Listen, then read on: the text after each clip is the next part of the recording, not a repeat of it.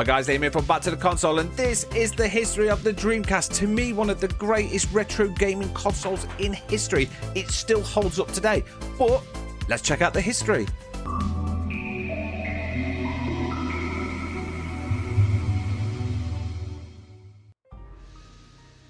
So after the Sega Saturn, Sega knew they had one last chance. Their reputation had taken a massive hit, and if they were going to stay in console business, they had to knock it out of the park. And to be fair, they actually did.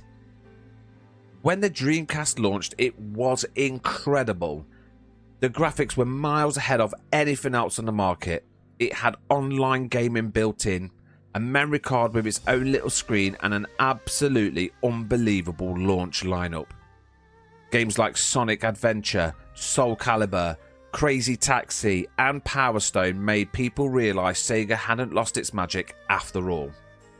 For a moment, it genuinely looked like Sega was back. We did it! No! The Dreamcast even launched on 9th of the 9th, 1999 in North America, and it became one of the biggest console launches ever at the time. Fans were excited, reviewers loved it, and everything seemed to be heading in the right direction.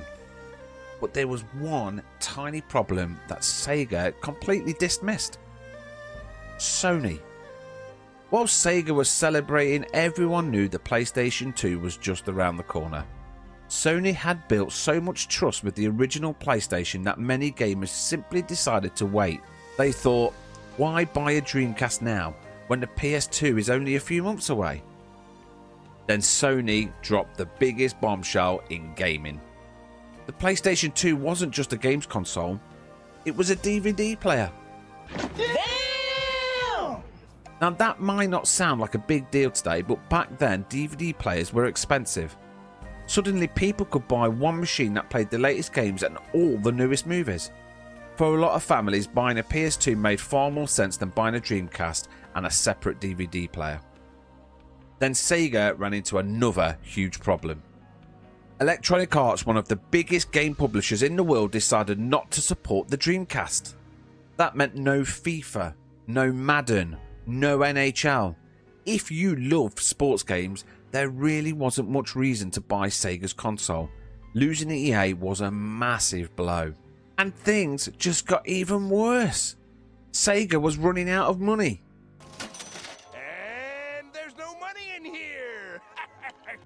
The Saturn had lost the company a fortune, and even though the Dreamcast was selling well initially, Sega simply couldn't keep spending millions on advertising and convincing developers to make games. Sony had much deeper pockets and could outspend them at almost every turn. There was another issue as well: piracy. The Dreamcast was surprisingly easy to copy games for, and you didn't even need to modify the console. While that sounds great if you're a teenager with no money, it was a disaster for Sega because fewer legitimate games were being sold and publishers started losing confidence in the platform. Now the real heartbreaking part of this is that the Dreamcast wasn't short of amazing games. Shenmue pushed storytelling to another level. Jet Set Radio looked unlike anything else. Phantasy Star Online helped pioneer online console gaming. Crazy Taxi, Skies of Arcadia, Resident Evil Code Veronica, and the list just goes on and on. Nice. The Dreamcast wasn't failing because it lacked great games, it was failing because Sega had ran out of time. The mistakes made during the Saturn era had left the company financially wounded, and by the time the Dreamcast arrived, Sony was simply too powerful to stop. Even though the Dreamcast was ahead of its time in so many ways, it just couldn't overcome Sega's damaged reputation, the hype surrounding the PlayStation 2, and the company's financial struggles. In 2001, Sega made the heartbreaking decision to stop making consoles altogether and become a third-party game developer. And just like that, one of gaming's greatest innovators left the hardware business forever. Looking back today, it's impossible not to wonder, what if? What if the Dreamcast had launched without the baggage of the Saturn? What if it had a DVD player? What if EA had supported it? Because if just a couple of those things had gone Sega's way, we might still be talking about a world where PlayStation and Sega were battling it out for the console supremacy today.